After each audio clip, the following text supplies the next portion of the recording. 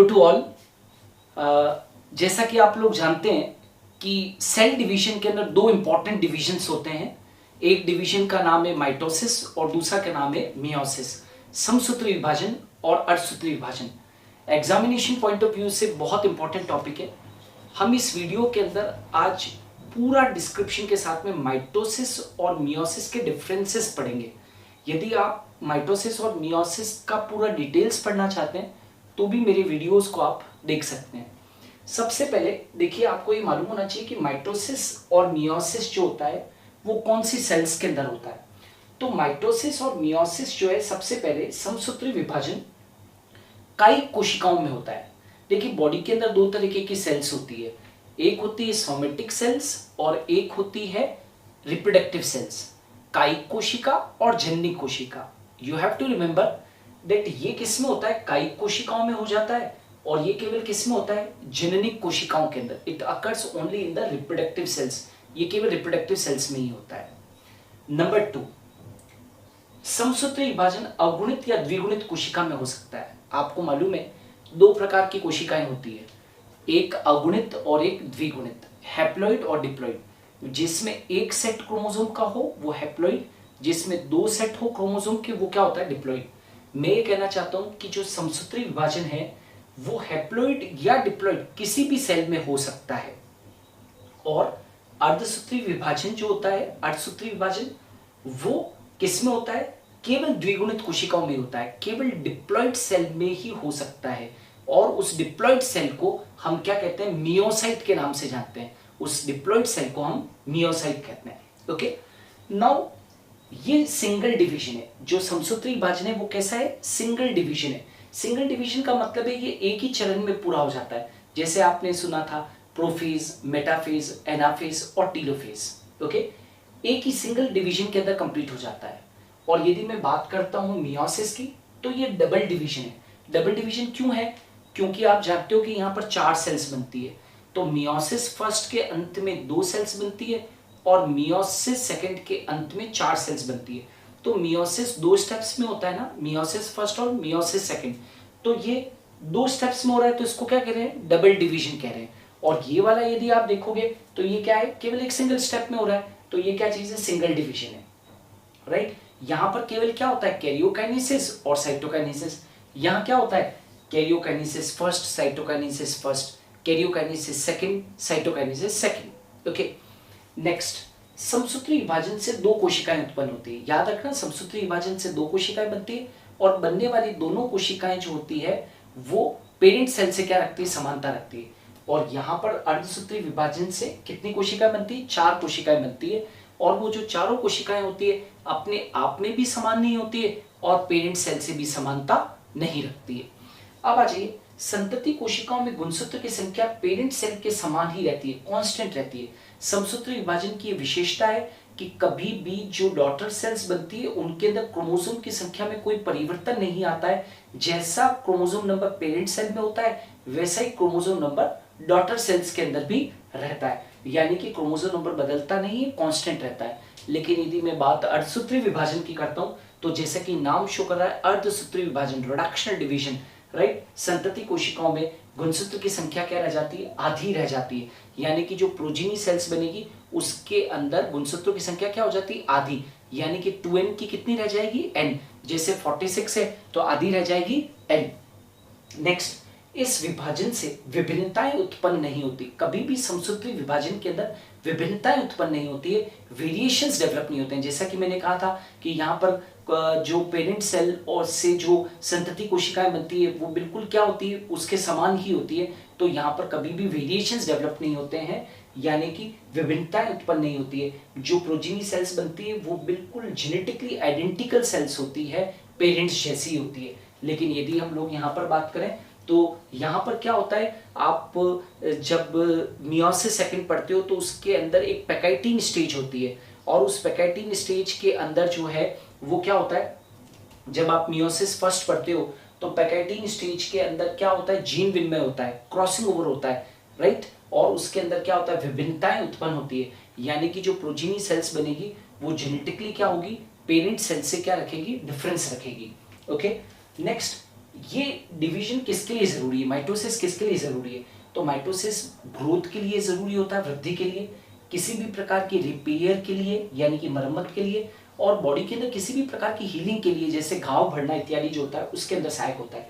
लेकिन यदि हम मियोसिस की बात करें तो ये केवल और केवल लैंगिक जनन के लिए क्या होता है, बहुत महत्वपूर्ण होता है, सेक्सुअल रिप्रोडक्शन के लिए बहुत इंपॉर्टेंट होता है। जैसे कि मैंने लिख रखा है, ये युग्मक निर्माण के लिए बहुत आवश्यक होता है। आप सभी जानते हो युग्मक स्पर्म और ओवम जो होते हैं वो मियोसिस के ही प्रोडक्ट है। मियोसिस जब होता है तो क्या बनते हैं, स्पर्म और ओवम का निर्माण होता है। नेक्स्ट, समसूत्री विभाजन जो है वो छोटी अवधि का होता है, मतलब it's of a short duration. मतलब आप समसूत्री विभाजन जब पढ़ते हैं तो क्योंकि सिंगल डिवीजन है तो वो क्या होता है, शॉर्ट होता है। लेकिन आपने भी पढ़ा था कि मियोसिस जो है वो क्या है, डबल डिवीजन है, तो वो क्या होता है, लंबी अवधि का होता है, लॉन्ग ड्यूरेशन का होता है। क्यों? क्योंकि मियोसिस फर्स्ट भी होता है, मियोसिस सेकंड भी होता है, तो वो लंबी अवधि का होता है। और केंद्रक यहाँ पर केवल कितनी बार विभाजित होता है, एक बार, क्योंकि एक ही कैरियोकाइनेसिस होता है यहाँ पर, राइट, एक बार विभाजित होता है। लेकिन आपको ये मालूम होना चाहिए क्योंकि यहाँ पर मियोसिस फर्स्ट और मियोसिस सेकंड दो डिवीजन है, डबल डिवीजन है, तो कैरियोकाइनेसिस भी दो होता है, केंद्र का विभाजन भी दो बार होता है, कैरियोकाइनेसिस फर्स्ट और कैरियोकाइनेसिस सेकंड। जो कैरियोकाइनेसिस फर्स्ट होता है वो तो क्या होता है, रिडक्शन डिवीजन होता है, जिसमें कि क्रोमोसोम की संख्या जो होगी वो क्या हो जाएगी, आधी हो जाएगी। लेकिन कैरियोकाइनेसिस सेकंड इक्वेशन होता है, कैरियोकाइनेसिस सेकंड में कभी भी क्रोमोसोम की संख्या बदलेगी नहीं, क्या रहेगी, समान रहेगी, राइट। और एक पॉइंट और याद रख लेना कि जो माइटोसिस होता है ये एक फास्ट टाइप का क्या है, डिवीजन है, और जो मियोसिस होता है वो कैसा है, स्लो टाइप ऑफ डिवीजन है, ठीक है। और एक और चीज याद रखिए कि जो माइटोसिस होता था वो माइटोसिस प्रिमिटिव ऑर्गेनिजम्स में होता था और एडवांस्ड ऑर्गेनिज्म दोनों में ही होता है, प्रिमिटिव में भी होता है और एडवांस्ड ऑर्गेनिजम्स में भी होता है। लेकिन मियोसिस जो होता है आप जानते हैं केवल सेक्सुअली रिप्रोड्यूसिंग ऑर्गेनिज्म यानी कि जितने भी लैंगिक जनन करने वाले जीव, आधुनिक जीव है, उन्हीं के अंदर ये क्या होता था, रिप्रोडक्शन होता था। तो ये जो आपके सामने अभी जो है, ये जो पॉइंट्स हैं जो मैंने अभी डिस्कस किए हैं, ये सारे के सारे जो पॉइंट्स हैं वो जनरल फीचर्स हैं, जनरल डिफरेंसेस हैं माइटोसिस और मियोसिस के बारे में। अब हम लोग कुछ पिक्यूलर डिफरेंसेस पढ़ते हैं माइटोसिस और मियोसिस के बारे में, जो स्टेज वाइज होंगे, प्रोफेज में, मेटाफेज में, एनाफेज और टीलोफेज में क्या क्या चेंज होते हैं, तो अपने उन स्टेजेस का कंपैरेटिव काउंट भी पढ़ते हैं। नाउ अब हम लोग प्रोफेज, मेटाफेज, एनाफेज और टीलोफेज का भी कंपैरेटिव अकाउंट पढ़ते हैं कि ये स्टेजेस माइटोसिस में कैसी होती है और मियोसिस में कैसी होती है। सबसे पहले देखिए यहां पर माइटोसिस के अंदर प्रोफेज बहुत छोटी सी स्टेज है, it's a very small stage, और यहां पर उसकी सब स्टेजेस भी नहीं होती है। लेकिन यदि हम यहां पर बात करें तो मियोसिस फर्स्ट की जो सबसे जटिल और सबसे लंबी प्रवस्था है उसका नाम है प्रोफेज फर्स्ट, और उसकी सब स्टेजेस भी होती है। हम सभी जानते हैं कि उसकी 5 सब स्टेजेस होती है, LZPDD, leptotene, zygotene, pachytene, diplotene और डाइकाइनेसिस। ओके, तो यहां पर प्रोफेज छोटा है और यहां पर प्रोफेज लंबा है। नंबर 2 देखो आप, प्रोफेज के अंदर और क्या क्या डिफरेंस है। अभी मैं केवल यहां पर जो कंसेंट्रेट कर रहा हूं प्योरली प्रोफेज के बारे में बात कर रहा हूं कि प्रोफेज माइटोसिस में कैसा होता है और यहां पर मियोसिस में कैसा होता है, स्पेशली मियोसिस फर्स्ट। अभी मैं मियोसिस सेकंड के बारे में भी थोड़ी देर बाद में इसमें डिस्कस करूंगा। समजात गुणसूत्रों की पेयरिंग नहीं होती। हमने कहीं पर भी पूरे माइटोसिस के अंदर हम देखते हैं कि कहीं पर भी जो समजात गुणसूत्र होते हैं, होमोलोगस क्रोमोसोम्स होते हैं, उनकी पेयरिंग नहीं होती है, यानी कि सिनेप्सिस नहीं होता। और यहां पर देखेंगे तो हम पाएंगे कि प्रोफेज फर्स्ट की एक सब स्टेज है जिसका कि नाम है जाइगोटीन, और उस जाइगोटीन के अंदर समजात गुणसूत्रों की क्या होती है, पेयरिंग होती है। Pairing of homologous chromosome occur in zygotene सब स्टेज ऑफ प्रोफेज फर्स्ट, और उसको हम क्या कहते हैं, सिनेप्सिस कहते हैं। नेक्स्ट देखिएगा प्रोफेज के बीच में डिफरेंसेस, क्रॉसिंग ओवर व काइस्मेटा निर्माण नहीं होता। कहीं पर भी हम पूरे के पूरे आप प्रोफेज में आप देख सकते हो कि कहीं पर भी क्रॉसिंग ओवर नहीं होता, जीन विन में नहीं होता है, और न ही काइस्मेटा निर्माण होता है। जब क्रॉसिंग ओवर नहीं होता है तो नेचुरली की काइस्मेटा नहीं बनेगा, क्योंकि जिस स्थान पर क्रॉसिंग ओवर होता है उन्हीं बिंदुओं को हम क्या कहते हैं, काइस्मेटा कहते हैं। लेकिन यहाँ पर प्रोफेज फर्स्ट के अंदर एक स्टेज होती है जिसका कि नाम है पैकाइटीन सब स्टेज और डिप्लोटीन सब स्टेज, उसके अंदर आपको क्रॉसिंग ओवर देखने को मिलता है। तो क्रॉसिंग ओवर व काइस्मेटा निर्माण होता है प्रोफेज 1 की पैकेटिन सब स्टेज के अंदर, जैसे कि पैकेटिन सब स्टेज के अंदर क्रॉसिंग ओवर जो होती है वो होती है, लेकिन डिप्लोटिन स्टेज के अंदर वो दिखाई देती है। और कायस्मेटा भी आपको क्लियरली डिप्लोटिन सब स्टेज के अंदर दिखाई देता है, जो कि प्रोफेज 1 की एक सब स्टेज है। यहां पर देखो, यहां पर एक और चीज लिखी हुई है मैंने, सिनेप्टोनिमल कॉम्प्लेक्स का निर्माण जो है वो यहां पर नहीं होता है। समसूत्री विभाजन में कहीं पर भी आपको सिनेप्टोनिमल कॉम्प्लेक्स का निर्माण नहीं होता है। क्यों? क्योंकि यहां पर जो है पेयरिंग नहीं होती। Synaptonemal complex proper pairing of chromosomes के लिए होता है और साथ के साथ कायस्मेटा निर्माण के लिए भी होता है। तो ना तो यहाँ पर पेयरिंग होती है और ना ही यहाँ पर कायस्मेटा निर्माण होता है, तो इसलिए सिनेप्टोनिमल कॉम्प्लेक्स नहीं बनता है। लेकिन यहाँ पर जाइगोटीन सब स्टेज में एक प्रोटीन कॉम्प्लेक्स बनता है जिसका कि नाम है सिनेप्टोनिमल कॉम्प्लेक्स। और सिनेप्टोनिमल कॉम्प्लेक्स इसलिए बनता है क्योंकि सिनेप्टोनिमल कॉम्प्लेक्स समजात गुणसूत्रों की प्रॉपर पेयरिंग के लिए भी आवश्यक होता है और पैकेटिन सब स्टेज के अंदर जो क्रॉसिंग ओवर होती है उसके लिए भी क्या होता है, आवश्यक होता है। तो ये सारे जो पॉइंट्स हैं ये कंपैरेटिव अकाउंट है मियोसिस फर्स्ट की जो प्रोफेज फर्स्ट स्टेज थी और माइटोसिस की जो प्रोफेज स्टेज है उसमें कंपैरेटिव अकाउंट है। अब आप सभी जानते हैं कि प्रोफेज के बाद में क्या आता है, मेटाफेज स्टेज आती है। तो मेटाफेज स्टेज के अंदर क्या क्या डिफरेंसेस है माइटोसिस के अंदर और मियोसिस फर्स्ट के अंदर, ठीक है। यानी कि मेटाफेज फर्स्ट के अंदर क्रोमोसोम एकल संयोजी रहते हैं। एकल संयोजी का मतलब क्या है, हर एक क्रोमोसोम के पास में 2 क्रोमेटिड होते हैं, ये मोनोवेलेंट क्रोमोसोम है, ठीक है।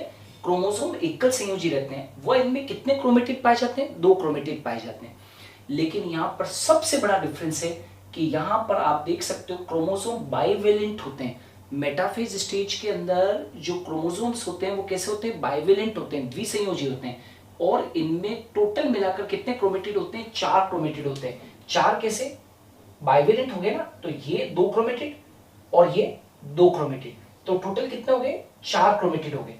तो हमेशा जो 4 क्रोमेटिड होते हैं उसको क्या बोलते हैं, टेट्राड। इसका मतलब बाइवेलेंट, कई लोग ये सोच लेते हैं कि बाइवेलेंट का मतलब होता है that is known as the 2 chromatid होंगे, नहीं, ऐसा नहीं है। बाइवेलेंट का मतलब होता है 4 क्रोमेटिड, टेट्राड। बाइवेलेंट का मतलब होता है टेट्राड, या आप यूं भी कह सकते हो कि ये पूरा बाइवेलेंट है जिसमें 4 टेट्राड है या 2 डायड है। ये एक डायड है और ये दूसरा डायड है। प्रत्येक डायड में, डायड मतलब द्वियक, प्रत्येक द्वियक में 2 क्रोमेटिड है। तो ये एक द्वियक, ये एक द्वियक, द्वियक प्लस द्वियक is equal to what, bivalent यानी कि tetrad. Now centromere equatorial plate पर यदि आप मेटाफेज स्टेज माइटोसिस के देखोगे तो उसमें जो सेंट्रोमियर होता है वो तो कहां पर होता है, इक्वेटोरियल प्लेट पर, मध्य प्लेट पर। और भुजाएं किधर की और विन्यासित रहती है, ध्रुवों की ओर। ये अरेंजमेंट ऑफ क्रोमोसोम से कि सेंट्रोमियर इक्वेटोरियल प्लेट पर होता है और आर्म्स किधर की तरफ होती है, पोल्स की तरफ होती है। लेकिन यहां नहीं, यदि आप मेटाफेज फर्स्ट का अध्ययन करेंगे, राइट, मियोसिस फर्स्ट की मेटाफेज फर्स्ट का अध्ययन करेंगे तो सेंट्रोमियर कहां पर होता है, पोल्स की तरफ, ध्रुवों की ओर होता है। और जो भुजाएं होती है वो आर्म्स की जो भुजाएं होती है वो सेंटर की तरफ, केंद्र की तरफ क्या रहती है, विन्यासित रहती है। तो ये 2 पॉइंट मेटाफेज के लिए क्या है, इंपॉर्टेंट है। अब प्रोफेज के बाद में मेटाफेज, मेटाफेज के बाद में एनाफेज। अब आप देखो कि माइटोसिस के अंदर एनाफेज कैसा होता है और मियोसिस फर्स्ट का एनाफेज कैसा होता है वो देखिए। सेंट्रोमियर एनाफेज में डिवाइड हो जाता है, ये सबसे बड़ा करेक्टर है। माइटोसिस के अंदर एनाफेज स्टेज में सेंट्रोमियर, सेंट्रोमियर का मतलब समझते ना, ये गुणसूत्र बिंदु जहां पर 2 भुजाएं जुड़ी रहती है उसको क्या बोलते हैं, सेंट्रोमियर। तो सेंट्रोमियर क्या हो जाता है, एनाफेज में डिवाइड हो जाता है। ये देखो सेंट्रोमियर डिवाइड हो गया, तो सेंट्रोमियर डिवाइड हो गया तो यहाँ पर कितने, 2 क्रोमेटिड थे ना यहाँ पर, राइट, यहाँ पर कितने थे, 2 क्रोमेटिड थे। तो एक क्रोमेटिड इधर जाएगा और एक क्रोमेटिड इधर, एक क्रोमेटिड उस पोल पर, एक क्रोमेटिड इस पोल पर। मतलब ये सेंट्रोमियर पॉइंट क्या हो गया, डिवाइड हो गया है। तो डिवाइड हो गया तो एक भुजा इसके साथ में चलेगी और एक भुजा इसके साथ में चलेगी। तो सेंट्रोमियर एनाफेज में डिवाइड हो जाता है। लेकिन ध्यान रहे एनाफेज फर्स्ट में सेंट्रोमियर कभी भी डिवाइड नहीं होता, राइट। एनाफेज सेकंड में जब आप मियोसिस सेकंड पढ़ोगे उसके अंदर तो क्या होता है, दैट इज सेंट्रोमियर डिवाइड होता है। क्यों? क्योंकि वहां पर जो मियोसिस सेकंड का जो एनाफेज सेकंड होता है वो बिल्कुल समसूत्र विभाजन के समान होता है और वहां पर क्या होता है, डिवीजन होता है सेंट्रोमियर का। लेकिन एनाफेज में कभी भी सेंट्रोमियर डिवाइड होता ही नहीं। तो फिर क्वेश्चन अराइज होता है पोल्स पर कौन जाते हैं, तो पोल्स पर कौन जाते हैं, एक पोल पर ये चले जाएगा, एक डायड या द्वियक, और एक पोल पर क्या चले जाएगा, ये बाइवेलेंट बना था ना, बाइवेलेंट के अंदर टेट्राड कंडीशन थी। तो टेट्राड में क्या थे, दो डायड थे तो एक डायड उस पोल पे चले जाएगा और एक डायड उस पोल पर। ये देखो जैसे कि यहाँ पर ये एक पोल पर और ये दूसरे पोल पर। नाउ देखो यहाँ पर क्रोमोसोम्स में एक क्रोमेटिड पाया जाता है। क्यों क्रोमोसोम में एक क्रोमेटिड क्यों पाया जाएगा? क्योंकि यहाँ पर सेंट्रोमियर डिवाइड हो गया। तो जब ये मोनोवेलेंट क्रोमोसोम था, इसका सेंट्रोमियर डिवाइड हो गया, तो ये क्या हो गए, अपोजिट पोल पे जो जाएंगे उसमें कितने कितने क्रोमेटिड होंगे, एक क्रोमेटिड, क्योंकि सेंट्रोमियर डिवाइड हो गया। जब यहाँ पर सेंट्रोमियर डिवाइड ही नहीं हुआ, जब सेंट्रोमियर डिवाइड ही नहीं हुआ, तो जो क्रोमेटिड है उसके अंदर कितने, क्रोमोसोम के अंदर कितने क्रोमेटिड पाए जाएंगे, दो क्रोमेटिड। ये देखो यहाँ पर दो क्रोमेटिड है और ये दो क्रोमेटिड है। इसको मैंने कहा डायड और इसको मैंने कहा डायड, और दो डायड मिलकर क्या बना था, टेट्राड बना था। तो इसके अंदर दो क्रोमेटिड है, इसके अंदर दो क्रोमेटिड है, लेकिन यहाँ पर आप देखो यहाँ सिंगल क्रोमेटिड है, ये सिंगल क्रोमेटिड है, राइट। तो क्रोमोसोम्स में एक क्रोमेटिड पाया जाता है और यहाँ पर क्रोमोसोम्स में कितने क्रोमेटिड पाए जाते हैं, दो क्रोमेटिड पाए जाते हैं। तो ये तो था प्रोफेज, मेटाफेज, एनाफेज। अब अपने पढ़ते हैं कि माइटोसिस के अंदर जो टीलोफेज स्टेज होती है लास्ट, वो कैसी होती है, और मियोसिस फर्स्ट की जो टीलोफेज फर्स्ट स्टेज होती है वो कैसी होती है। अब टीलोफेज के अंदर देखिए, माइटोसिस के अंदर टीलोफेज स्टेज के अंदर केंद्रक झिल्ली व केंद्रिका पुनः क्या हो जाते हैं, निर्मित। हम जानते हैं कि प्रोफेज के अंत में हमेशा केंद्रक झिल्ली और केंद्रिका विलुप्त हो जाती है, लेकिन टीलोफेज जो होता है वो बिल्कुल प्रोफेज का अपोजिट होता है। तो केंद्रक झिल्ली और केंद्रिका पुनः क्या हो जाती है, निर्मित हो जाती है, राइट। लेकिन ऐसा यहाँ पर देखा गया है कि यहाँ पर भी कभी कभी टीलोफेज फर्स्ट जब होता है तो वहां पर भी केंद्रक झिल्ली और केंद्रिका पुनः निर्मित हो जाती है। लेकिन कभी कभी एक बड़ा डिफरेंस है कि टीलोफेज फर्स्ट स्टेज ही एब्सेंट हो जाती है, इट इज ओमिटेड, यानी कि मियोसिस फर्स्ट के अंदर कभी कभी टीलोफेज फर्स्ट एब्सेंट भी हो सकती है। दूसरा, टीलोफेज के अंत में गुणसूत्र संख्या क्या रहती है, समान रहती है। हम जानते हैं समसूत्री विभाजन के अंदर कभी भी गुणसूत्र संख्या बदलती नहीं है। तो जो टीलोफेज एंड होगा तो उसके अंदर क्रोमोसोम की संख्या बदलेगी नहीं, वो बिल्कुल वैसी रहेगी जैसी पेरेंट सेल के अंदर है। यहाँ पर टीलोफेज फर्स्ट के एंड में आप सभी जानते हैं कि मियोसिस फर्स्ट की जो टीलोफेज फर्स्ट स्टेज है उसके अंदर गुणसूत्र की संख्या क्या हो जाएगी, हाफ हो जाएगी। तभी तो मियोसिस फर्स्ट को हम क्या कहते हैं, रिडक्शन डिवीजन कहते हैं। फिर देखिए, अब यहां पर तो चार स्टेजेस पूरी हो गई। अब जो आता है वो साइटोकाइनेसिस, कोशिका द्रव्य विभाजन। हम जानते हैं कि कैरियोकाइनेसिस के बाद क्या आना है, साइटोकाइनेसिस। केंद्रक विभाजन के बाद में क्या आता है, कोशिका द्रव्य विभाजन आता है, साइटोकाइनेसिस।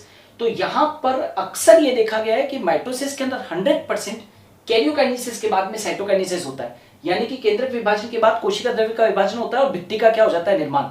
लेकिन यहां पर मियोसिस फर्स्ट के अंदर जो सबसे इंपॉर्टेंट बात याद रखने की, यहां पर कभी कभी मियोसिस फर्स्ट के बाद में क्या होता है, साइटोकाइनेसिस होता ही नहीं है। मतलब कि कैरियोकाइनेसिस फर्स्ट होता है और सीधा फिर कैरियोकाइनेसिस सेकंड हो जाता है, यानी कि चार न्यूक्लियाई बन जाते हैं, उसके बाद में कहीं जाकर क्या होता है, साइटोकाइनेसिस होता है, यानी कि वॉल फॉर्मेशन होती है। कहने का मतलब इतना सा है कि कभी कभी तो क्या होता है, कैरियोकाइनेसिस फर्स्ट के बाद साइटोकाइनेसिस फर्स्ट होता है, और फिर उसके बाद में कैरियोकाइनेसिस सेकंड होता है, और फिर साइटोकाइनेसिस सेकंड होता है। लेकिन कभी कभी क्या होता है, मियोसिस फर्स्ट के बाद में क्या होता है, साइटोकाइनेसिस नहीं होगा और साइटोकाइनेसिस नहीं होगा, और मियोसिस फर्स्ट के बाद मतलब कि साइटोकाइनेसिस नहीं होता और मियोसिस सेकंड के बाद होता है, मतलब मियोसिस सेकंड के बाद में अंत में कहीं जाकर और वॉल फॉर्मेशन या साइटोकाइनेसिस होगा।